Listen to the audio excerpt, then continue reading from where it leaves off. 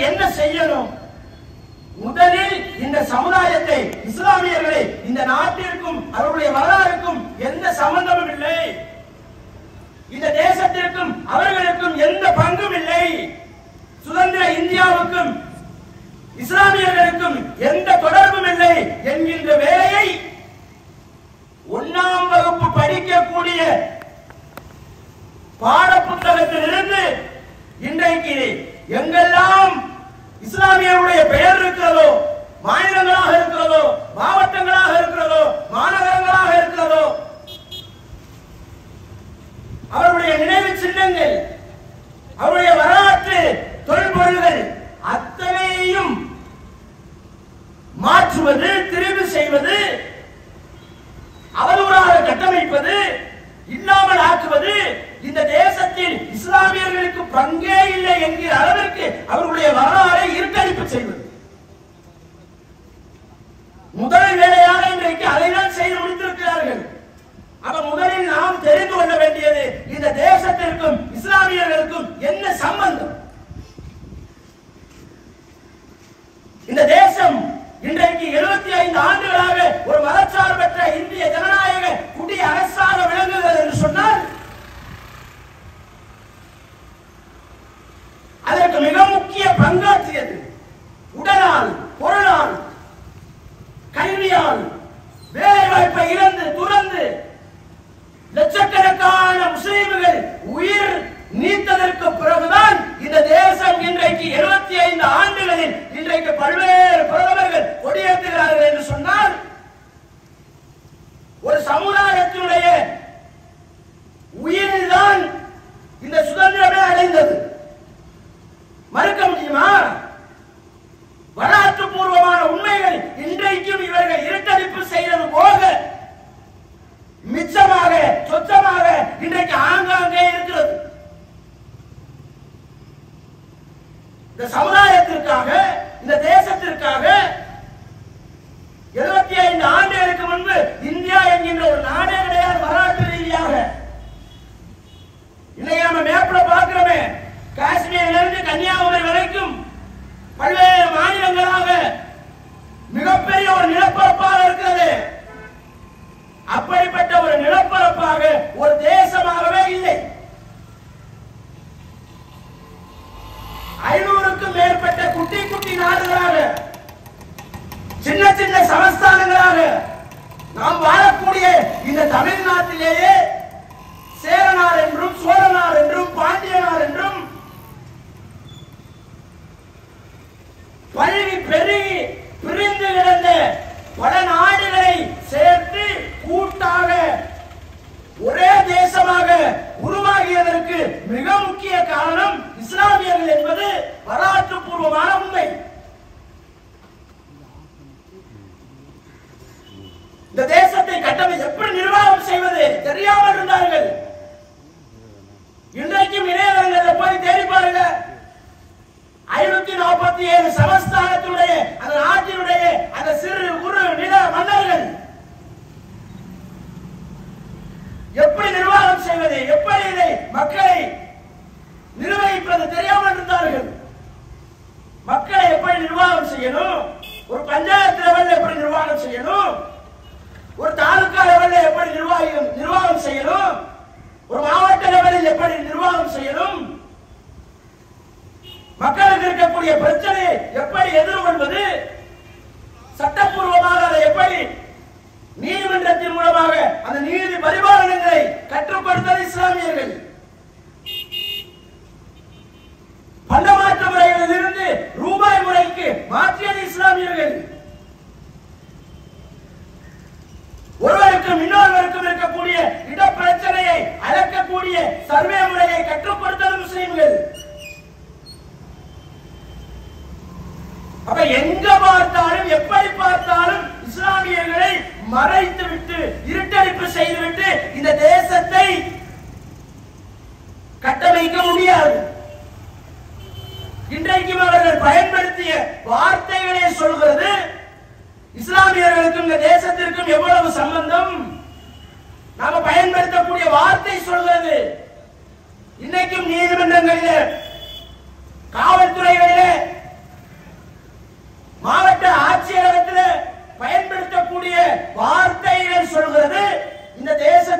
முஸ்லீமுக்கும் எவ்வளவு சம்பந்தம்?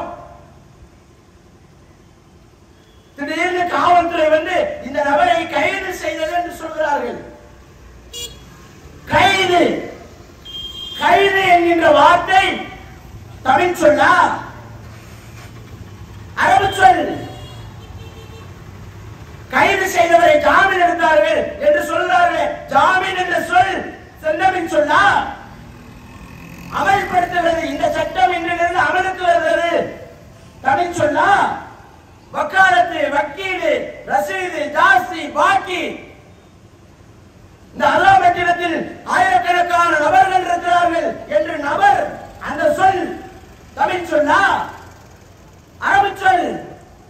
இப்படி வரலாற்று ரீதியாக மொழி ஆர்வலர்கள் ஆய்வாளர்கள் சொல்லுகிறார்கள். நிர்வாக ரீதியாக மட்டும் இன்றைக்கும் புழக்கத்தில் இருக்கக்கூடிய இஸ்லாமியர்கள் பயன்படுத்திய சொற்கள் மட்டும் 1000க்கும் மேற்பட்ட சொற்கள் இந்த தேசத்தில் இன்றைக்கும் மிச்சம் இருக்கிறது. அப்ப அந்த சொல்லே சொல்கிறது இந்த தேசத்திற்கும் இஸ்லாமியர்களுக்கும் எவ்வளவு பெரிய சம்பந்தம். இந்த நாடு 75 ஆண்டுகளுக்கு முன்பு பெற்ற சுதந்திரத்திற்கு எவ்வளவு பெரிய தலைவர்கள் பாடுபட்டிருக்கிறார்கள். ஆனால் இன்றைக்கு ஆளக்கூடிய அரசாங்கம் ஒவ்வொன்றாக இருக்கடிப்பு செய்வது. 74வது குடியரசு தினத்தில் இதுவரைக்கும் இருந்த ஜனாதிபதியினுடைய மாளிகையில் இருக்கக்கூடிய தோட்டத்தின் பெயர் முகல் கார்டன். முகல் கார்டன்னா முகலாயர்கள் கார்டன், முஸ்லிம்களுடைய கார்டன் அப்படிங்கிற பெயர் தான் வெள்ளையர் காலத்திலிருந்து 200 ஆண்டுகளாக 75 ஆண்டுகளாக அதற்கப்புறம் கிட்டத்தட்ட 275 ஆண்டுகளாக முகல் கார்டன், முகலாயர் கார்டன், முஸ்லிம் கார்டன் என்று அறியப்பட்ட அந்த கார்டனுக்கு இந்திய குடியரசு தலைவர் பெயர் மாற்றம் செய்கிறார். இன்றைக்கு முஸ்லிம்களுடைய பெயர் இருக்கக்கூடாது என்பதற்காக அம்ரித் உதயன் எப்படி என்று பெயர் மாற்றம் செய்யப்படுகிறது. பாபர் மசூதி வழக்கு, அலகாபாத் நீதிமன்றம், பைசாபாத் நீதிமன்றம் என்றெல்லாம் கிட்டத்தட்ட 70 ஆண்டுகளாக பத்திரிகைகளிலும் ஊடகங்களிலும் இன்னைக்கும் இருக்கிறது. அலகாபாத் நீதிமன்றம், பைசாபாத் நீதிமன்றம் அப்படின்னா பெயரு. பாசிச ஆட்சியாளர்கள் எங்கெல்லாம் இருக்கிறார்களோ அங்கெல்லாம் அந்த பெயரையே மாற்றம் செய்வது. பெயர்ல கூட இஸ்லாமியர்கள் இருக்க கூடாது. அலகாபாத் நீதிமன்றத்திற்கு அந்த இடத்திற்கு பெயர் அலகாபாத், அந்த அலகாபாத்திற்கு இன்றைக்கு பெயர் பிராக்கியாராஜ். இப்படி இஸ்லாமியர்களுடைய மிச்சங்கள் எங்கெல்லாம் இருக்கிறதோ, அவர்களுடைய தொடர்புகள் எங்கெல்லாம் இருக்கிறதோ அதையெல்லாம் இல்லாமல் ஆக்கக்கூடிய வேலையை தொடர்ந்து செய்து கொண்டிருக்கிறார்கள். இந்தியாவில் இந்த தேசத்தை கட்டமைப்பதற்காக 2 விதமான போராட்டங்கள் நடைபெற்றது. ஒன்று அகிம்சை வழி போராட்டம், இன்னொன்று வெள்ளையர்களுக்கு எதிராக மிக தீவிரமான ஆயுதம் தாங்கிய போராட்டம். இந்த இருபெரும் போராட்டங்களிலும் பொருளாதார ரீதியாக அதிகமாக பங்கு செய்தது இஸ்லாமியர்கள். தன்னை அர்ப்பணித்துக் கொண்டது முஸ்லிம்கள். குடும்பத்தை விட்டு, வியாபாரத்தை விட்டு, கல்வியை விட்டு, அத்தனையும் விட்டு உயிர் தியாகம் செய்வதற்காக தன்னுடைய சதவிகிதத்திற்கு அதிகமாக இந்த தேசத்தை கட்டமைப்பதற்காக பாடுபட்ட ஒரு சமூகம் இஸ்லாமிய சமூகம் என்று ஒரு முஸ்லிம் சொல்லவில்லை. வரலாற்று ஆய்வாளர் இல்லுஸ்ட்ரேட்டருடைய இதனுடைய குஷ்வந்த் சிங் சொல்லுகிறார். தன்னுடைய சதவிகிதத்திற்கு அதிகமாக எல்லா மக்களும் போராடி இருக்கிறார்கள், மறுக்கல. ஆனால் தன்னுடைய சதவிகிதத்திற்கு அதிகமாக ஒரு சமூகம் உடலால் உயிரால் போராடி இருக்கிறது என்று சொன்னால், தியாகம் செய்திருக்கிறது என்று சொன்னால் அது முஸ்லிம் பெருமக்கள் தான் என்று குஷ்வந்த் சிங் சொல்லுகிறார். ஓய்வு பெற்ற நீதியரசர் சச்சார் சொல்லுகிறார். ஓய்வு பெற்ற நீதிபதி ரங்கநாத் மிஸ்ரா சொல்லுகிறார், அந்த அளவிற்கு இந்த தேசத்தை நேசித்தவர்கள் என்று சொல்கிறார்கள். இன்னும் சொல்வதாக இருந்தால் தமிழகத்தில் மட்டும் நேதாஜியுடைய தேசிய ராணுவ படை பிரிவினுடைய தளபதியாக இருந்தவர் ஒரு முஸ்லிம், ஷானவாஸ் கான். வேறு சமூகம் கிடையாது. இந்திய அளவில் ஆயிரக்கணக்கான இஸ்லாமியர்கள் இந்த தேசத்திற்காக அந்நியர்களை, வெள்ளைக்காரர்களை அப்புறப்படுத்த வேண்டும் என்பதற்காக ஆயுதம் தாங்கி ராணுவத்தில் பணிபுரிந்தவர்கள் ஆயிரக்கணக்கானவர்கள். தமிழகத்தில் எத்தனை பேர் தெரியுமா? எங்கேயாவது சொல்லியிருப்பார்களா? தமிழகத்தினுடைய 1973ஆம் ஆண்டு தமிழக அரசு அதிகாரப்பூர்வமாக வெளியிட்ட புத்தகத்தில் பதிவு செய்யப்பட்ட ஆதாரப்பூர்வமான தகவல்,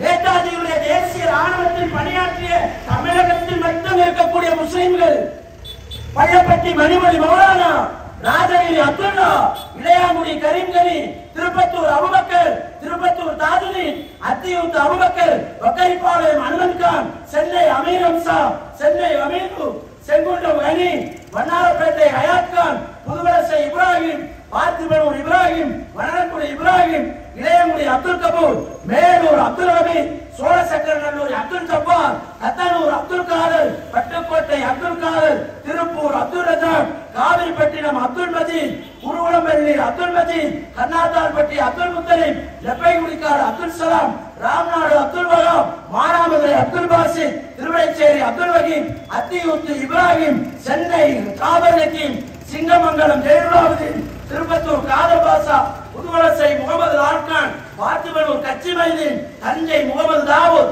அரண்டாங்கி முகமது சரீப், திருச்சி வரகநேரி முகமது சுல்தான், வடபழனி சென்னை முகமது யூசுப், தூத்துக்குடி முகமது கல்லூரி ஜலி, சிவகங்கை முகமது இப்ராஹிம், சென்னை முகமது உமர், மதுரை மொய்தீன் பிச்சை, அம்மன் சமுத்திரம் முகமது நீராசா, திருப்பத்தூர் பீர் முகமது, கும்பகோணம் ரஹமத்துல்லா, குடியாத்தம் நஜமுல்லா, கிருஷ்ணகிரி தாவூத், ராமநாதபுரம் சையத் அலி, பரகப்பேட்டை தாஜுதீன், மன்னார்குடி சிக்கந்தர், கம்பம் சிக்கந்தர், முதுகுளத்தூர் சுல்தான், கும்பகோணம் சுல்தான், ராமநாதபுரம் தாஜுதீன்.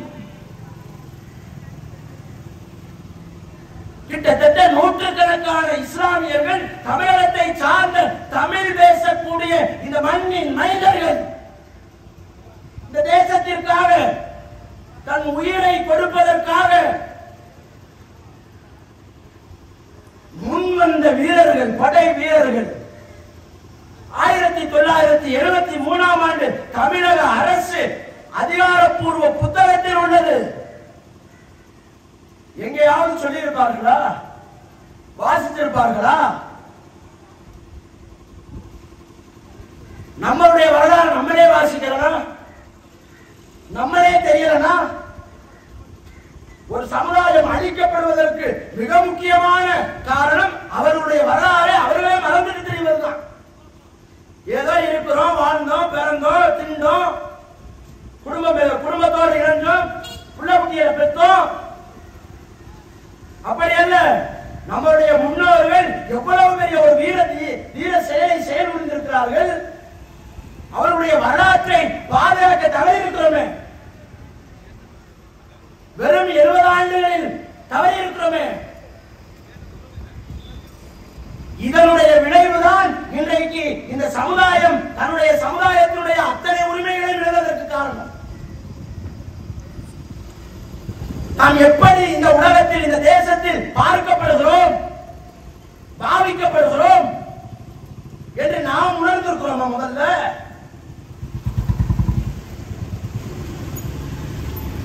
இந்த நாட்டை ஆளக்கூடிய ஒன்றிய அரசு 2014 எதை சொல்லி ஆட்சிக்கு வந்தார்கள்?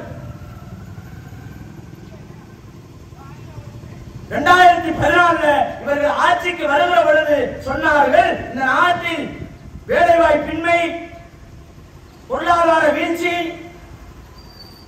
பெட்ரோல் விலை 60 ஆயிடுச்சு லிட்டருக்கு, அப்ப கேஸ் விலை 450 ஆயிடுச்சு.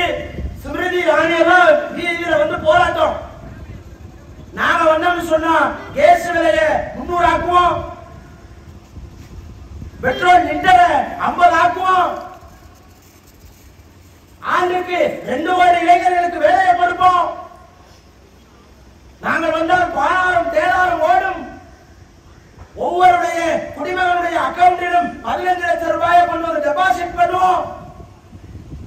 கருப்பு பணத்தை எல்லாம் மீட்டு கொண்டு வந்துருவோம் என்றெல்லாம் சொல்லி பல்வேறு வடைகளை சுட்டு ஆட்சிக்கு வந்தார்கள். வந்ததும் என்ன செய்தார்கள்? வேலை வாய்ப்பை கொடுத்தார்களா? திருப்பூர்ல மட்டும், இந்த தேசத்துல ஒரு மாநிலத்துல ஒரு மாவட்டத்தில் மட்டும் 2.5 கோடி இளைஞர்கள் வேலையை விட்டதுதான் மிச்சம். ஒரு மாவட்டத்தில் மட்டும் லட்சக்கணக்கான சிறு குறு தொழில்கள் இவர்கள் போட்ட வரியினுடைய விளைவால் சிறு குறு தொழில் எல்லாம் இன்றைக்கு எங்கே இருக்கிறது தெரியல, அந்த அளவுக்கு அழிக்கப்பட்டுச்சு. உலக அளவில் எந்த நாடுமே தன்னுடைய குடிமக்கள் மீது இந்த அளவிற்கு வரி போட்டதில்லை என்கிற அளவிற்கு இந்தியாவில் ஆளக்கூடிய இன்றைக்கு இருக்கக்கூடிய ஒன்றிய அரசு தான் ஒவ்வொரு மனிதன் மீதும் பிறந்த குழந்தை முதல் அவன் மரணிக்கிற வரைக்கும் ஒவ்வொரு மனிதனும் ஒவ்வொரு குடிமகனும் லட்சக்கணக்கில் வரி கட்டுகிறான். எதை தின்றாலும் எதை வாங்கினாலும் எதை உடுத்தினாலும் அத்தனைக்கும் வரி, வரிக்கு மேல வரி போட்டு வதைக்கிறது ஒரு பக்கம். இன்னொரு பக்கம் இதையெல்லாம் மூடணும். நம்ம எதை சொல்லி வந்தோம்? இன்னைக்கு ஆனா வேற மாதிரி போகுது. என்ன செய்யறது? ஒரு சமுதாயத்திற்கு கொடுக்கக்கூடிய ஒவ்வொரு உரிமையா பறி, அதை சர்ச்சையாக்கு, அதை விவாத பொருளாக்கு, நீதிமன்றத்துக்கு போகட்டும். நீதிமன்றத்தில் நம்ம தானே, நாம சொல்வதான சட்டம். எனவே அவர்களுக்கு கொடுக்கப்பட்டிருக்கக்கூடிய எல்லா உரிமையும் பறி. இந்த நாட்டுக்கு 8 ஆண்டுகளுக்கு முன்பு இந்திய பிரதமராக வந்து முதல் அவர்கள் செய்த வேலை, முஸ்லிம்களுக்கு ஒரு சட்டம் இருக்கு, ஒரு மாநிலத்தில் அவர்களுக்கு என்று ஒரு தனி சட்டம் இருக்கு. எப்படி இருக்கலாம்? ஒரே நாடு, ஒரே ஒரே சட்டம். எப்படி இஸ்லாமியர்களுக்கு என்று ஒரு சட்டம் இருக்கலாம் என்ற வெறுப்பு பேச்சின் மூலமாக மக்களை எல்லாம் பிளவுபடுத்தக்கூடிய விதத்தில் இந்திய அரசியல் அமைப்பு சட்டம் 70 ஆண்டுகளாக வழங்கிய ஒரு மாநிலத்திற்குரிய அந்த சிறப்பு பிரிவு 370 முதலில் வந்து நீக்கினார்கள். காஷ்மீருக்கு மட்டும் 370, மற்ற மாநிலத்துக்கு இருக்கா பாத்தீங்களா? அவங்களுக்கு மட்டும் எப்படி ஒரு சட்டம் இருக்கலாம்? எனவே அதை நீக்கிட்டு தேசம் முழுவதும் எல்லா மாநிலத்துக்கும் ஒரே சட்டம். அது என்ன 370? அந்த மாநிலத்திற்கு பல்வேறு பிரதமர்கள் கொடுத்த சுய ஆட்சி, சிறப்பு அந்தஸ்து. இன்னைக்கு இந்த மாநிலத்தை நோக்கி வேலை இல்லாம, குழப்பம் இல்லாம ஓட்ட அங்க குத்திட்டு இங்க ஆயிரக்கணக்கான வட இந்தியர்கள், வடகிழக்கு மாநிலத்தவர்கள் தமிழகத்தை நோக்கி ஒவ்வொரு நாளும் 10,000த்திற்கும் நெருக்கமான வட இந்தியர்கள் ஒவ்வொரு நாளும் வந்து கொண்டிருக்கிறார்கள். ஏன்? ஓட்டு குத்துறது அங்க, வேலை வாய்ப்பு அங்க இல்ல, அடிப்படை சுகாதார அமைப்பு இல்ல, கல்வி கிடையாது. இன்னைக்கும் பீகார் போன்ற வடகிழக்கு மாநிலங்கள் எல்லாம் கரண்டே கிடையாது. இன்னைக்கும் பாஜகவுடைய ஊழல் எல்லாம் போனா இன்னைக்கும் கரண்ட் கிடையாது. இங்க குக்கிராமத்துக்கு மருத்துவ மெடிக்கல் இருக்குல்ல, அதெல்லாம் கிடையாது. அப்படிப்பட்ட மாநிலத்திலிருந்து படையெடுக்கிறார்கள் என்று சொன்னால் இங்கே வட இந்தியர்கள் ஆதாமன்றத்தில் இருக்கலாம். ஆயிரக்கணக்கான கட்டிட தொழிலாளர்களாக, பானிபுரி போடக்கூடியவர்களாக, பெயிண்ட் அடிக்கக்கூடியவர்களாக, ஏன்னா நம்மால எல்லாம் மதுரை போய் விழுந்துட்டான். அவன் இன்னைக்கு ஆயிரக்கணக்கில் வந்து குக்கிராமங்கள் வரைக்கும் எல்லா இடத்திலையும் வியாபித்து இருக்கிறான், பெரும்பான்மையா இருக்கிறான். இன்னைக்கு அவன் வந்தான்ல, தமிழ்நாட்டில் வந்தா அவன் நினைச்ச வியாபாரம் செய்யலாம், யாரும் கேட்க இயலாது. அவன் நினைச்சானா லட்சக்கணக்கில் காசு வச்சிருந்தா இடத்தை வாங்கலாம். அதெல்லாம் மட்டத்துல கேட்க முடியாது. வீடு கட்டலாம், வியாபாரத்தை எல்லாத்தையும் தன்மயமாக்கலாம், எலெக்ஷன்ல கூட நிக்கலாம், ஓட்டு உரிமை கொடுக்கப்படுது, ரேஷன் கார்டு கொடுக்கப்படுகிறது, எல்லா உரிமையும் கொடுக்கப்படுகிறது இந்த தமிழ்நாட்டுல, இந்த மாநிலத்துல. ஆனா நீங்க காஷ்மீருக்கு போகலாம், 370 இருந்த வரைக்கும் போய் அங்க போய் உட்கார்ந்து சாப்பிடலாம், ஹோட்டல் விலைக்கு வாங்க முடியாது, வியாபாரம் செய்ய முடியாது, அதுக்கு சில சட்டம் இருக்கிறது. அங்க போய் இடத்தை வாங்க முடியாது.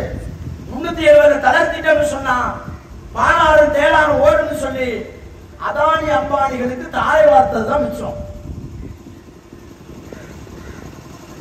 தேசம் வளர்ச்சி அடைஞ்சுச்சா? சரி, காஷ்மீருக்கு மட்டும்தான் சிறப்பு அந்தஸ்தா? வேற மாநிலத்துக்கே கிடையாதா? எத்தனை மாநிலங்களுக்கு சிறப்பு அந்தஸ்து இருக்கு தெரியுமா? யாராவது இது குறித்து பேசி இருப்பார்களா? விளக்கி இருப்பார்களா? அப்ப சிறப்பு அந்தஸ்து காஷ்மீருக்கு மட்டும்தான் இருக்கு, மற்ற மாநிலங்களுக்கு எல்லாம் கிடையாது. எனவே ஒரே சட்டம் ஒரே நாடு என்று மத்திய உள்துறை அமைச்சர் அமித்ஷா வந்து சொன்னாரு. ஆனா என்ன சொன்னாரு? முஸ்லிம்களுக்கு மட்டும். நோக்கம் என்ன? இஸ்லாமியர்கள் இருக்கிறார்கள், அவர்களுக்கு மட்டும் சிறப்பு அந்தஸ்து எப்படி இருக்கலாம் அப்படி என்று சொன்னார். 371A நாகாலாந்துக்குள்ளது, 371B அஸ்ஸாமுக்குள்ளது, 371C மணிப்பூருக்குள்ளது, 371F சிக்கிமுக்குள்ளது, 371J கர்நாடகாவில் சில 10 மாவட்டங்களுக்குள்ளது, 371H மிசோரமுக்குள்ளது. இதெல்லாம் அந்தந்த மாநிலத்துக்கு கொடுக்கப்பட்டிருக்கக்கூடிய சிறப்பு அந்தஸ்து, சுய ஆட்சி. ஏன்? பல்வேறு சட்ட மேதைகள் அவரெல்லாம் பட்டியலின மக்கள், அவங்க எல்லாம் மேன்மை அடையணும், அவங்க நாட்டை அவங்க தான் ஆளணும், அவங்க மாநிலத்தை அவங்க தான் தேர்வு செய்யணும் அப்படிங்கிறதுக்காக கொடுக்கப்பட்டதுதான் இந்த 370, 371A, B, C, J, H வரைக்கும். நீக்கினாரா? நீக்க சொல்லுவது நம்மளுடைய கோரிக்கைகள் அல்ல. ஏன் 370 மட்டும் நீக்கிட்டு 371A நீக்கல? ஏன்னா அங்கெல்லாம் இதை நீக்கின உடனே மிகப்பெரிய ஒரு போராட்டம் வந்துச்சு. வடகிழக்கு மாநிலங்கள் எல்லாம் போராட்டம் பத்தி எரியுது. பத்தி எரிஞ்சதுக்கு அப்புறம் மத்திய உள்துறை அமைச்சர் அமித்ஷா வர்றாரு. உங்களுக்கு எல்லாம் கிடையாது, 371A நாகாலாந்துக்கு நீக்க மாட்டோம், 371B அஸ்ஸாமுக்கு நீக்க மாட்டோம், 371C மணிப்பூருக்கு நீக்க மாட்டோம், 371F சிக்கிமுக்கு நீக்க மாட்டோம், 371J கர்நாடகாவுக்கு நீக்க மாட்டோம், 371H மிசோரமுக்கு நீக்க மாட்டோம், கோவாவுக்கு நீக்க மாட்டோம். ஏன்னா அங்க எல்லாம் முஸ்லிம்கள் கிடையாது. அப்ப இவருடைய திட்டம் புரியுதா? இவருடைய சதி எந்த அளவிற்கு இஸ்லாமியர்களுக்கு என்பதற்காகவே இல்லாத ஒன்றை சொல்லி அதை நம்ப வைத்து அந்த சட்டத்தை பறிக்கக்கூடிய வேலை. இப்படித்தான் தொடர்ந்து எல்லா சட்டத்திலும் இப்படித்தான் கை வைத்தார்கள். நாங்க பெரும்பான்மையா இருக்கிறோம், மிருக பலத்தில் இருக்கிறோம், நாங்க நினைச்சா எந்த சட்டத்தை வேணாலும் கொண்டு வரலாம், எப்படி வேணாலும் நாங்கள் அவருடைய உரிமையை பறிப்போம், நசுக்குவோம், நாங்கள் வச்சதுதான் சட்டம் என்று சொல்லிதான் அவசர சட்டமாக முத்தலாக் தடை சட்டத்தை கொண்டு வந்தார்கள். முஸ்லிம்களுடைய பர்சனல் லாவோட மூக்க நுழைச்சார்கள். இஸ்லாமியர்களுக்கு என்று தனி சட்டம் இருக்கிற திருமணத்திற்கு அதிலே மூக்கை நுழைந்து முத்தலாக் தடை என்று சொன்னார்கள். முத்தலாக் என்பது இஸ்லாத்திலே கிடையாது. நீங்க லட்சம் தடவை தலாக் தலாக்னு சொன்னாலும் அது ஒரு தலாக் தான். 1000 முறை தலாக் சொன்னாலும் ஒரு தலாக் தான். 3 முறை தலாக் சொன்னாலும் ஒரு தலாக் தான். தலாக் என்கின்ற அரபு சொல்லுக்கு டைவர்ஸ், விவாகரத்து என்று பொருள். விவாகரத்து எந்த மதத்தில்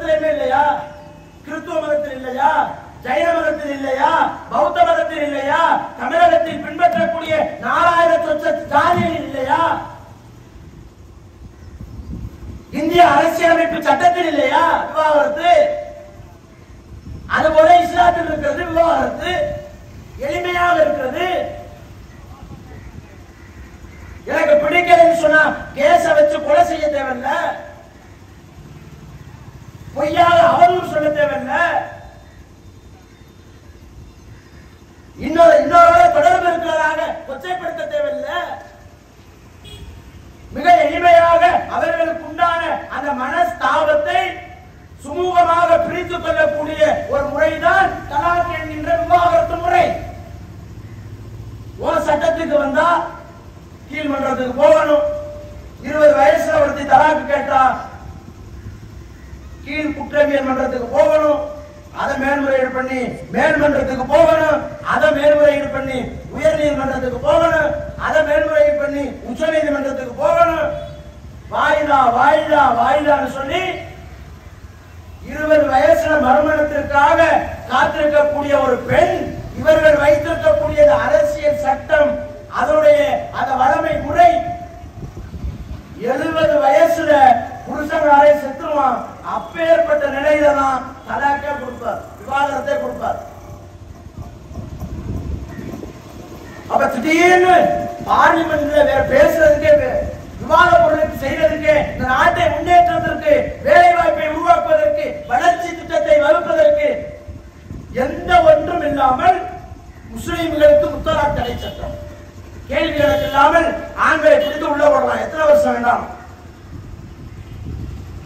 அந்த சட்டமும் ஃபெயிலியர்.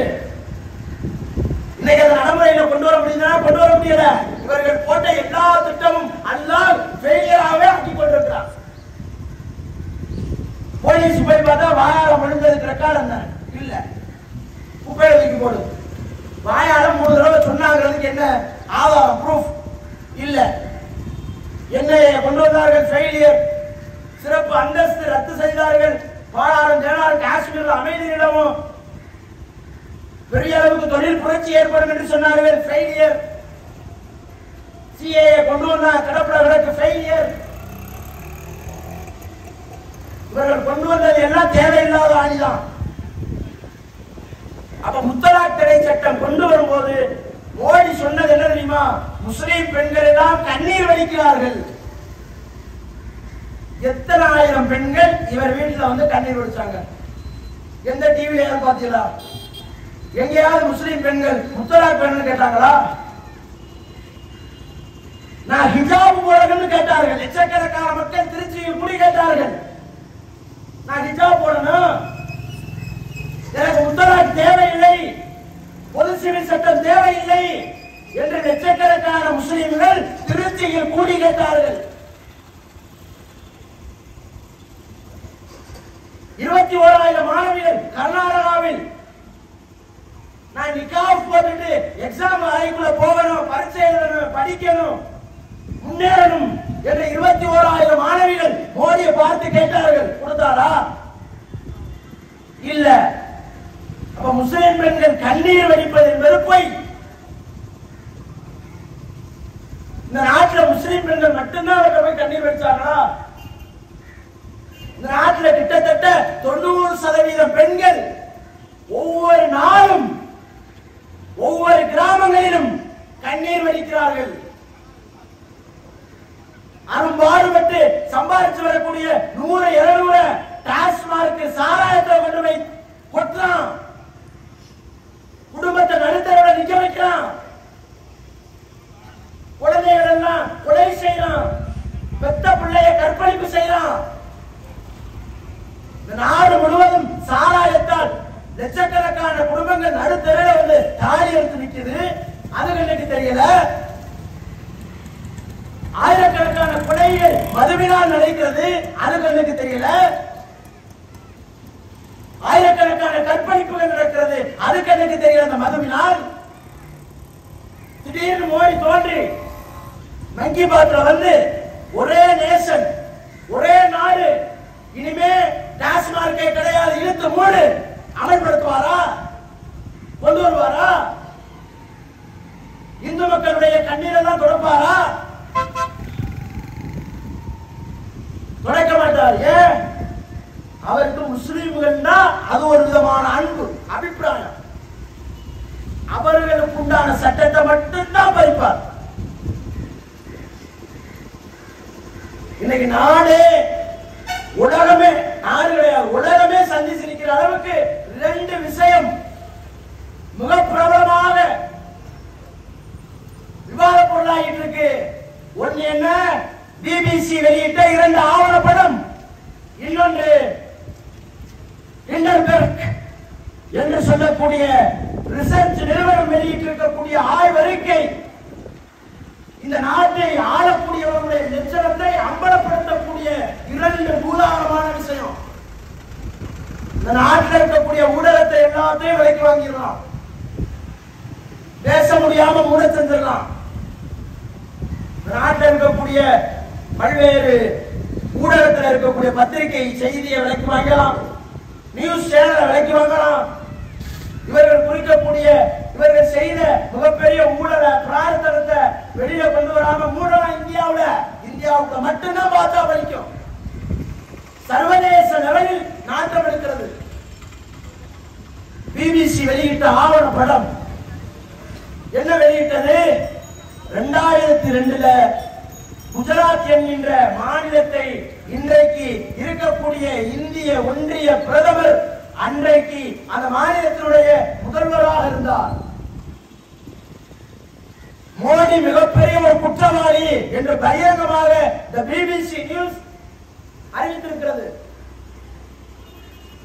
வெளியிட்ட படத்தை உடனே தடை, யூடியூப்ல வந்த படத்தை. அதுக்கு பதில் இன்ன வரைக்கும் சொல்லல. அதுல இருக்கிறது உண்மை இல்ல, பொய் சொல்ல முடியல, புனையப்பட்டது, கற்பனை சொல்ல முடியல. ஏன்? ஆவணப்படம்னாவே நடந்த உண்மையை தான் வீடியோவா தொகுப்பான். 2002 குஜராத்தில் நடைபெற்றது மிகப்பெரிய ஒரு இனப்படுகொலை, ஜினோசைட், இஸ்லாமியர்களுக்கு எதிராக நடைபெற்ற இனப்படுகொலை. இவர்தான் போராட வீதியா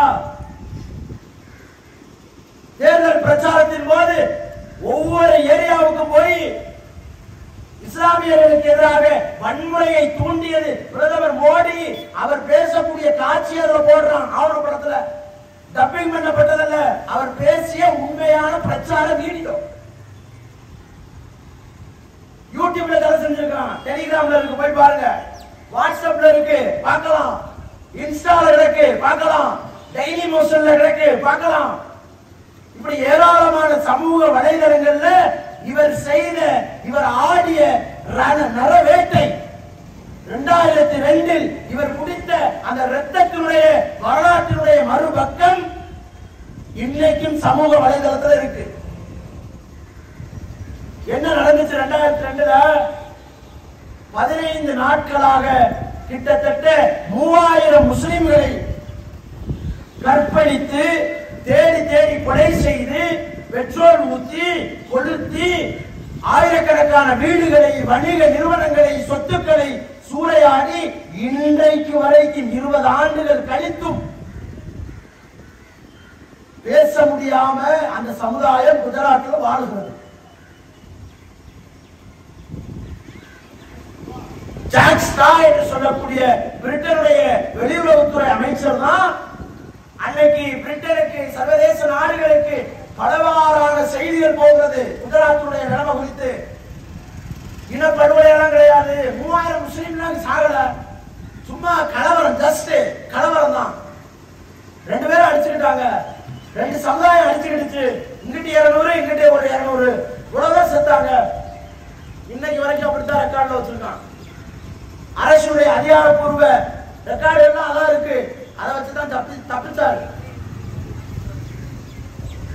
பல்வேறு சாட்சிகள், ஆயிரக்கணக்கான சாட்சிகள் நரேந்திர மோடிக்கு எதிராக இருந்ததும் காவல்துறை உயர் அதிகாரிகள் சாட்சி சொல்றாங்க. மோடியே டைரக்டா உத்தரவு போட்டாரு.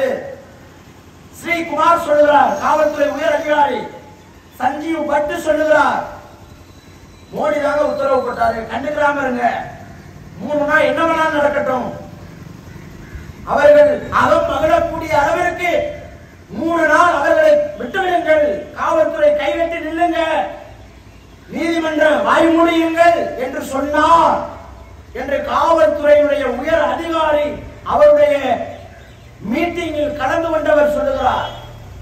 சஞ்சீவ் பட் சொல்லுகிறார். ஸ்ரீகுமார் எங்கே இருக்காருன்னு தெரியல. சஞ்சீவ் பட் சிறையில் இருக்கிறார். இன்னும் நரேடியா பாண்டியா உள்துறை அமைச்சர், குஜராத்துடைய உள்துறை அமைச்சர், இந்த சஞ்சீவ் குமார் சொன்னது, சஞ்சீவ் பட் சொன்னது, ஸ்ரீகுமார் சொன்னது அதையே சொன்னார். நரேடியா பாண்டியா உள்துறை அமைச்சர், அந்த மாநிலத்துடைய உள்துறை அமைச்சர் சொன்ன 6 மாசத்துல படுகொலை செய்யப்படுகிறார். இன்னைக்கு விவாத பொருளாக மாறி இருப்பதற்கு மிக முக்கிய காரணம் இந்த இந்தியாவில் குஜராத்தில் முதல்வராக இருந்த நரேந்திர மோடியுடைய தலைமையில் இருந்த மாநிலத்தில் ஒரு எம்பிக்கு கூட பாதுகாப்பு இல்ல. ஒரு காங்கிரஸ் எம்பி வீட்டோடு கொளுத்தி படுகொலை செய்யப்பட்டார்.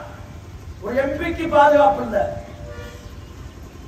மக்கள் எல்லாம் பதட்டப்பட்ட அந்த இனக்கலவரத்தில் எங்க போறது, சோத்துக்கு வழின்னு தெரியாம காங்கிரஸ் எம்பி பாராளுமன்ற உறுப்பினர் எனவே இவர் வீட்டில் போய் தண்டனை அடைவோம் போயிருக்கிறார். மோடிக்கு போன் பண்றார், எடுக்க மறுக்கிறார்.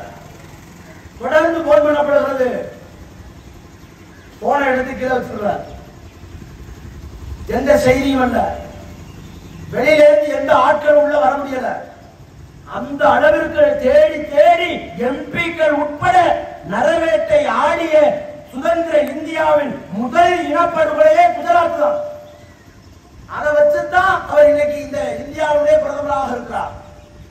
அதைத்தான் பிபிசி ஆவணம் இன்னைக்கு வெளியிட்டிருக்கிறார். அதுல ஒரு குடும்பம் தான் பில்கிஸ் பானு பாதிக்கப்பட்டார். இன்னைக்கு உயிரோடு இருக்கிறார். 2002 குஜராத்தில் நடந்த இனப்படுகொலைக்கு சாட்சியாக இருக்கக்கூடியவர் பில்கிஸ் பானு. உலகத்தில் வேற எந்த பெண்ணுக்கும் நடக்கக்கூடாத மிக கொடூரமான செயல் மோடியுடைய தூண்டுதலில் நடைபெற்றது. திடீர்னு 14 பேர் கொண்ட கும்பல், மதவெறி கும்பல் உள்ள வருது. பில்கிஸ் பானுடைய 7 குடும்ப உறுப்பினர்கள், அவருடைய அண்ணன் பொண்டாட்டி, தம்பி பொண்டாட்டி அத்தனை பேரையும் படுகொலை செய்து பெட்ரோல் ஊத்தி கண்ணுக்கு முன்னாடி கொளுத்தப்படுகிறது. நிறைமாத கர்ப்பிணியாக இருக்கிறார் பில்கிஸ் பானு. கையில ஒரு குழந்தை, கையில இருக்கக்கூடிய குழந்தையை பிடித்து செவத்தில் அடித்து செதறி கண்ணுக்கு முன்னாடி குழந்தை இறக்கிறது. 7 குடும்ப உறுப்பினர்கள் கருகி கொண்டிருக்கிறார்கள். அந்த நிலையில், சுயநினைவு அற்ற நிலையில் 14 பேர் கொண்ட அந்த மதவெறி கும்பல் மாறி மாறி அந்த கர்ப்பிணி பெண்ணை பாலியல் பலாத்காரம் செய்தார்கள். செத்துட்டாங்க நினைச்சு போயிட்டாங்க. குத்துயிரும் கொலவையுமாக வெளியே வந்து எப்படியோ அந்த பிள்ளையை பெற்றெடுத்து 20 வருட சட்ட போராட்டத்திற்கு பிறகும் அவருக்கு நீதி மறுக்கப்பட்டிருக்கிறது. உலக சாட்சி இருக்கிறது, உலகமே பார்த்துக் கொண்டிருக்கிறது. பிரிட்டன் அரசு தனியாக ஒரு குழுவை அமைத்து அன்றைக்கு இருந்த அமைச்சருடைய தலைமையில் அறிக்கை தயார் செய்திருக்கிறது. கிட்டத்தட்ட 3000க்கும் அதிகமான முஸ்லிம்கள் இனப்படுகொலை செய்யப்பட்டிருக்கிறார்கள். இதற்கு பிரதான காரணம் மோடிதான் என்று பகிரங்கமாக அந்த அறிக்கை குற்றச்சாட்டுகிறது. இவ்வளவு இருந்து பில்கிஸ் பானுக்கு நீதி மறுக்கப்படுகிறது. ஏன்? முஸ்லிம் கற்பழிப்பு செய்தவர்கள், கொலை செய்தவர்கள் இன்றைக்கு வெளியில் இருக்கிறான்.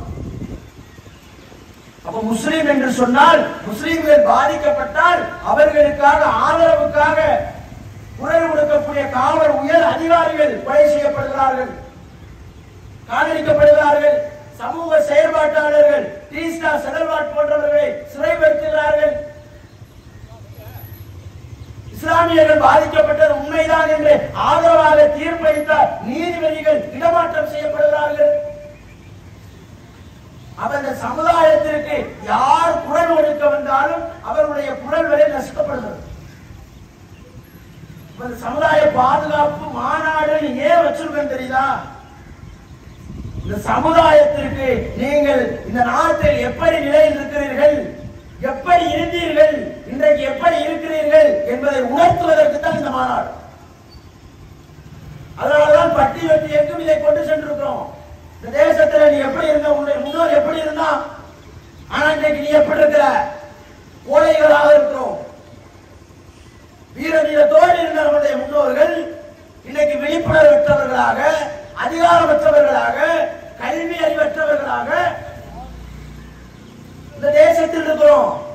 இன்னைக்கு ஒரு பெரும் இளைஞர் கூட்டமே போதைக்கு அடிமைப்பட்டவர்களாக, படிப்புனா என்னன்னு தெரியல, ஒரு அரசு எப்படி முறையிடணும் தெரியல,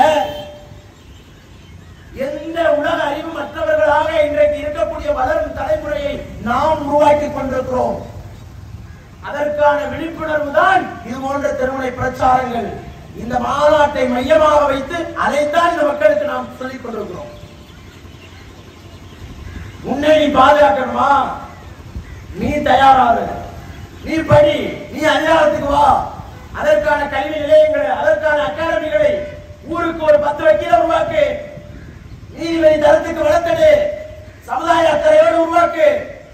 நீ சேர்த்து வைத்திருக்கிற சொத்து கட்டி காப்பாற்றி இருக்கக்கூடிய பாரம்பரியம் நாவது பண்ணாது. உத்தரகாண்டில் இன்னைக்கு நடக்கக்கூடிய சம்பவம் கிட்டத்தட்ட 4436 குடும்பம், ஒரு குடும்பம் 2 குடும்பம் இல்ல, 4436 குடும்பம் சொந்த வீட்டை விட்டு அகதிகளாக அந்த மண்ணிலேயே இன்றைக்கு வீதியில் இருக்கிறார்கள். ஏன்? திடீர்னு ஒருத்தன் கேச போடுறான், அதிராமட்டத்தில் திடீர்னு ஒருத்தன் வந்து இந்த அதிராமட்ட நிலமே ரயில்வே நிலமும் பேச போடுறான். தீர்ப்பு உடனே 7 நாள்லயே உத்தரவு, அதிராமட்டத்தில் இருக்கக்கூடிய எல்லாரும் வெளியே போ. உடனே இந்த இடத்தெல்லாம் அதை இருக்கக்கூடிய வீடு, ஆயிரக்கணக்கான வீடுகள்ல பள்ளிவாசல் இடி ஓட்டு போடுங்க. நீதிமன்றம் சொன்னது இந்த நாட்டினுடைய சட்டம், இந்த அரசு எல்லாமே மனுஷனுக்கு தான், மக்களுக்கு தான். மனிதாபிமானத்தை பார்க்கல. அவன் காமிக்கிறான் 80 வருஷமா நாங்க இங்க தாங்க இருக்கிறோம். என் அத்தா இருந்தாரு, அத்தாவுக்கு அத்தா இருந்தாரு, தாய் பத்திரத்தை எடுத்து காமிக்கிறான், வீட்டு வரி ரசீது கட்டணம் எடுத்து காமிக்கிறான், ஈபி பில்லு கட்ட காமிக்கிறான். அரசாங்கம் ஈபி கொடுத்திருக்குது, தண்ணி வசதி கொடுத்திருக்கு, போலீஸ் ஸ்டேஷன் இருக்கு, முனிசிபாலிட்டி இருக்கு, ரெஜிஸ்டர் ஆபீஸ்ல பத்திரம் பண்றது இருக்குது, பட்டா இருக்கு, எல்லாம் இருக்கிறது. நீங்கள் எல்லாரும் முஸ்லீம்கள், எனவே ரயில்வே நிலம்னு இன்னும் ஒரு 10 வருஷம் கழிச்சு வந்து சொல்லி உங்களை அப்புறப்படுத்தினா போய்தான் ஆகணும் என்ற ஒரு நிலையை இன்றைக்கு உத்தரகாண்டிலே ஏற்படுத்தி இருக்கிறார்கள் என்று சொன்னால் தமிழகத்துக்கு வராதுன்னு நினைக்கிறீங்களா? அதிராமட்டத்தில் நடக்காதுன்னு நினைக்கிறீங்களா? அப்ப நாம எந்த அளவுக்கு விழிப்புணர்வோடு இருக்கணும்? நம்முடைய எதிரிகள், பாசிசவாதிகள், மதவெறி கும்பல் இன்றைக்கு நமக்கு எதிரான பல்வேறு திட்டங்களோடு நம்மை விட 100 ஆண்டு முன்னாடி இருக்கிறான், நாம 100 ஆண்டு பின்தங்கி இருக்கோம். அப்ப நாம கையெடுக்க வேண்டியது என்ன? இந்த சமுதாயத்தை பாதுகாப்பதற்கு எந்த ஆளும் கட்சி, ஆண்ட கட்சி எவனும் வர மாட்டான், எந்த அமைப்பு வராது, ஜமாத்தே வராது. நாம் தான் நம்ம தலைமுறையை, நம்ம சொத்து பத்துக்களை, நம்முடைய குடும்பங்களை, நம்ம சமுதாயத்தை பாதுகாப்பது நம்மளுடைய கடமை. வல்ல இறைவனை மற்றும் நம்பக்கூடிய சமுதாயத்தை முதலில் உருவாக்கணும். அந்த ஈமானிய உறுதி இருந்தது என்று சொன்னால், இஸ்லாமிய ஒழுக்கவியல் இன்றைக்கு இருக்கக்கூடிய இளைஞர்களிடத்தில் இருந்தது என்று சொன்னால், சமுதாய அக்கறையோடு வார்த்தெடுத்தால் நாளைய சமுதாயம் இந்த நாட்டில் இருக்கக்கூடிய பின்னப்படக்கூடிய சதிகளிலிருந்து தப்பிக்கலாம். அதுக்குத்தான் சமுதாய பாதுகாப்பு மாநாடு. இன்னைக்கு இந்தியாவுல உலக அளவுல வளர்ச்சின்னு சொல்லி வந்தால, 8 வருஷத்துக்கு முன்னாடி அதானினா யாருன்னே தெரியாது. டாட்டாவை தெரியும், பிர்லாவை தெரியும், அம்பானியை தெரியும் பலருக்கு. அதானிங்கிற கேரக்டர் தெரியுமா? தெரியாது யாருக்கு. மோடி தான் அதை ப்ரொமோட் பண்றாரு. ஒரு கோமாளியை கொண்டு வந்து இவன் தான் உலகத்திலே பெரிய பெஸ்ட் பணக்காரன்னு கொண்டு வந்து உலக மக்கள் எல்லாத்தையும் காமிக்கிறான். போராடமெல்லாம் கூட்டிட்டு போறான். பினான்சியல் மினிஸ்டரை கூட்டிட்டு போகல, அதானியை தூக்கி தனி பிளேட்ல வச்சு எங்கெல்லாம் தொழில் ரீதியாக பேச போகிறாரோ நாட்டினுடைய பிரதமர் எல்லா இடத்துக்கும் போறாரு. இடையில கவனிச்சீங்களா? பல்வேறு பேங்குகளை, ஒவ்வொரு பேங்கோட என்ன தெரியுமா? மக்கள் போட்டவள பணம் 1000 500 போட்டு வச்சோம்ல, எல்லா மக்களும் பேங்க் அக்கௌண்ட் வைன்னு சொன்னால என்ன காரணம் தெரியுமா? நீங்க மினிமம் பேலன்ஸ் 500 ரூபாய்க்கு குறைச்சு வச்சிருப்பீங்க, 1 ரூபாய் இருக்கும். மினிமம் பேலன்ஸ் சுரண்டியே கிட்டத்தட்ட 20,000 கோடி அதானிக்கு கொடுக்கப்பட்டிருக்கிறது. நீங்க போட்டீங்க பணம் LIC-ல ஆயிரக்கணக்கில் 20 வருஷமா கட்டிட்டு வந்தாங்கல்ல, அந்த LIC பணம் அதானி இடத்துக்கு கொடுக்கப்பட்டிருக்கிறது. SBI பேங்க்ல போட்டோம்ல, லட்சுமி விலாஸ்ல போட்டோம்ல, IOB-ல போட்டோம்ல, இந்தியன் பேங்க்ல போட்டோம்ல, எல்லா பணத்தையும் அள்ளி மக்களுக்கு உண்டான போடக்கூடிய GST வரி, ஒவ்வொரு வணிக மக்கள் கட்டுறாங்க, அத்தனை வரியையும் கொண்டு போய் அதானி கையில கொடுத்து பல லட்சம் கோடிக்கு அதிபதியாக மக்கள் வரிப்பணத்தை தூக்கி கொடுத்து மிகப்பெரிய ஒரு உலக அளவில் ஒரு ப்ராஜெக்ட் நடத்திருக்கிறதாக ஹிண்டன்பெர்க் சொல்கிறது. திடீர்னு எப்படி வந்தான்? 8 வருஷமா 70 வருஷமா பில்கேட்ஸ் தான் முதல்ல இருந்தான், இவன் தான் முதல்ல இருந்தான். திடீர்னு அதானி எப்படி 3வது இடத்துக்கு வந்தான்? 8 வருஷத்துல எப்படி 800% வளர்ச்சி அடைந்தான்? ஹிண்டன்பெர்க் ஆய்வு செய்யலாம். ஆய்வு செஞ்சு இன்னைக்கு வெளியிடுறான். இந்திய மக்களுடைய 130 கோடி மக்களுடைய வரி பணத்தை, அவர்கள் போட்டு வைத்த பேங்க் பணத்தை, LIC பணத்தை தூக்கி அதானி என்கின்ற ஒரு நபருக்கு கொடுத்து அவனை உலக அளவில் பணக்காரனாக சித்தரித்தார்கள். போட்ட முதலீடெல்லாம் இன்னைக்கு மக்கள் பணம் கேள்விக்குறி. ஒரு குடும்ப தலைவன் சம்பாதிக்காம ஊதாரியா இருந்து சூதாடி, வீட்டில் இருக்கக்கூடிய நகையெல்லாம் சூதாடி, வீட்டில் இருக்கக்கூடிய பண்ட பத்திரங்களை எல்லாம் சூதாடி, நிலவரங்களை எல்லாம் சூதாடி, குடும்பத்தையே கொண்டு போய் பிள்ளைகளை முதற்கொண்டு சூதாடி ஒரு ஊதாரியை பார்த்தால் எப்படி இருக்குமோ அதே போலதான் இன்றைக்கு ஆளக்கூடிய ஒன்றிய அரசு அதானியும் மோடியும் சேர்த்து இந்த நாட்டு மக்களை, இந்த நாட்டு மக்களுடைய பொதுத்துறை நிறுவனங்களை, இவர்கள் கட்டிய வரிப்பணத்தை, இவர்கள் சேமித்து வைத்த பணத்தை சூதாடி இருக்கிறார்கள். மிகப்பெரிய ஊழல். இவர்கள் எதை சொல்லி வந்தார்கள்? இன்றைக்கு ஒரு சமுதாயத்தை ஒரு அந்நியர்களாக காமித்து மிகப்பெரிய ஒரு தேசத்தை அதாள பாதாளத்தில் தள்ளி இருக்கிறார்கள். மதவெறியை தூண்டி, மத வெறுப்பு பிரச்சாரத்தை தூண்டி, முஸ்லிம்களுடைய சட்டத்தை பறித்து ஒட்டுமொத்த மக்களுக்கு, பெரும்பான்மையாக இருக்கக்கூடிய மக்களுக்கு தான் இது மிகப்பெரிய ஒரு அடியே கொடுத்திருக்கப்பட்டிருக்கிறது. ஹிண்டன்பெர்க் ஆய்வறிக்கை. அப்ப நாம் வரக்கூடிய பிப்ரவரி 5 திருச்சியில் சிறுவனூரில் லட்சக்கணக்கான இஸ்லாமியர்கள் கூடக்கூடிய அந்த விதிவிலக்கு ஒழிப்பு மற்றும் சமுதாய பாதுகாப்பு மாநாட்டிற்கு இங்கே திரண்டிருக்கக்கூடிய மக்கள், இதை கேட்டுக்கொண்டிருக்கக்கூடிய வியாபார பெருமுறைகள், கேட்டுக்கொண்டிருக்கக்கூடிய ஜமாத்தார்கள் மற்றும் எனதருமை இஸ்லாமிய சொந்தங்கள் அனைவரையும் அன்போடு அழைக்கின்றோம். இந்த மாநாட்டில் சிறப்புக்குரியது 32 கண்காட்சி அரங்கங்கள் நாடக வடிவில் இந்த இஸ்லாமியர்களுக்கு பறிக்கப்பட்டிருக்கக்கூடிய, இழைக்கப்பட்டிருக்கக்கூடிய, ஒடுக்கப்படக்கூடிய அத்தனை உரிமைகளையும் மக்களுக்கு காட்டக்கூடிய விதத்தில், குழந்தைகளுக்கு காட்டக்கூடிய விதத்தில் கண்காட்சி அரங்கங்கள் ஏற்பாடு செய்யப்பட்டிருக்கிறது. அந்த கண்காட்சி அரங்கத்தை குழந்தைகள், பெண்கள், ஆண்கள் என்று குடும்பம் குடும்பமாக வந்து நம்முடைய வளரும் தலைமுறைக்கு அதை கற்பிக்கக்கூடிய வாய்ப்பை உங்களுக்கும் எனக்கும் தந்தருவானாக. கிரியேட்டிவிட்டி சேனலை லைக் பண்ணுங்க, கமெண்ட் பண்ணுங்க, ஷேர் பண்ணுங்க, சப்ஸ்கிரைப் பண்ணுங்க, கூட இருக்கிற பெல் பட்டனை அழுத்திடுங்க.